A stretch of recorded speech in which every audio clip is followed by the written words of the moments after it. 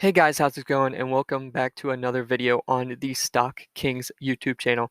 And today we will be going over NIO Inc., a stock that has been recently falling very much.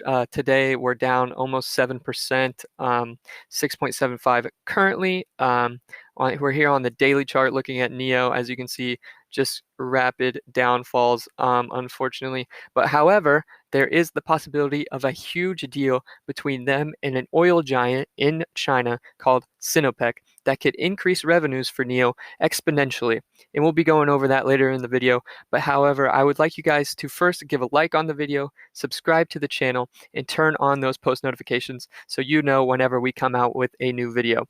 Also, we have our Instagram linked below if you guys want to go ahead and check that out. I post whenever we put out new videos and other things going on with the channel. So if you want to keep up with us a little bit more, you can check out the Instagram.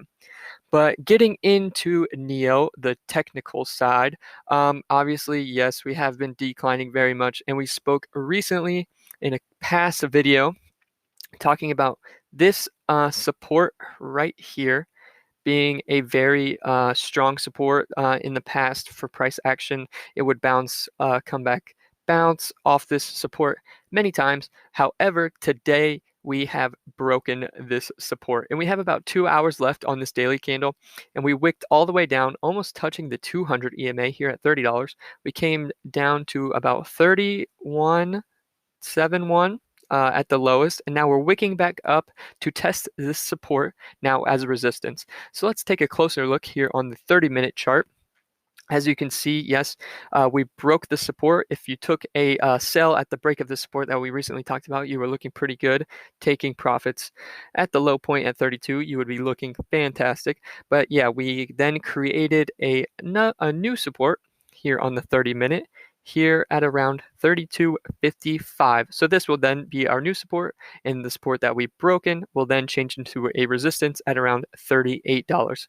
We've come up, tried to break this resistance, which we've tested it on the 30-minute. However, it seems as though we are getting a rejection off this again. It would have been fantastic to go to the upside if we would have broken through this strong resistance. However, it does not look like this is going to happen, and now we are stuck in a new range. From 37 to 32, which is very unfortunate. However, if you are looking long term, this is a great deal for you. Anybody catching buys at around $32 for NIO is looking at some good returns right now. We were back up to the $36. But yeah, if you are playing NIO long term, I don't think the current stock price is very relevant to you. You are just getting great deals on a stock that you love. So let's get into some news about NIO and the reason that it has been falling so much recently. So we have an article here on Yahoo Finance talking about JP Morgan, don't say bye-bye to NIOStock, say bye-bye, which is a good little play on words right there, talking about that they think you should be, in fact, buying a NIOStock. The reason that NIO has been dropping so much recently, we have about 6.5% drop right now, currently on March 5th, Friday. But the reason is because of their earnings report, their Q4 earnings report that they released recently. A lot of investors were not very happy with this earnings report. It did not beat their expectations on everything that they wanted to see, unfortunately, for NIO. As you can see here, they say NIO Q4 earnings were disappointing, and most investors were disappointed. However, I found some good things in that earnings report. I did not think it was terrible. It just was not able to beat those investor earnings. And that's the reason why Tuesday we had a sell-off of 13%. And then today, again, obviously, we have another sell-off on NIOStock. But a good thing, as you can see, how bad was the news exactly? It was not terrible. Q4 NIO reported $1.02 billion in quarterly sales, inching past predictions of $1.01 billion, which I think you cannot say is a terrible thing. I mean, it didn't beat their expectations by a whole lot. But however, $1.02 billion in quarterly sales is absolutely huge. And they also have an increase in deliveries on their EVs, which is an excellent point for NIO. They are delivering more vehicles year after year, which is great for them, quarter after quarter. However, the big thing that the analyst did not like to see, however, is the company showed a GAAP net loss of 0.16 cents per share as an adjusted loss of 0.14 per share, twice the 0.07 pro forma loss Wall Street had predicted. So that's a little unfortunate for NIO. Their GAAP net loss was a little higher than investors wanted to see. But for me personally, I am glad to see NIO is spending a little more of that revenue, trying to just create better business, which I think is great for them. I think the revenues will come, the profitability will come, or we would probably look forward to see that 2021 Q3, Q4. But for right now, I just want to see them reinvesting in that business and growing it because they have a great EV business, and I think they can go very far with it. So, yeah, not all news is bad. It grew its sales 133% year after year in Q4. I mean, we have some good things going for NIO. However, their net losses were just a little higher than analysts wanted to see. But looking forward to the deal that I spoke about earlier that could raise NIO's revenues, we have an article here again at Yahoo Finance. Chairman of oil giant Sinopec visits a NIO battery swap station.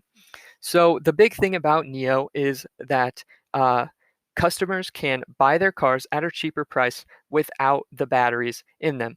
They can then rent the batteries at a monthly fee, which would bring in reoccurring revenue for NIO and allows the customer to get their cars at a cheaper price. And these other EV companies, Tesla, Ford, they don't have anything like this. Once they sell the car, that's their only revenue. They don't have money keep coming in like NIO does. The only issue is they have to get these battery swap stations available to the customers, so it's easier for them to switch them out whenever they need a new battery.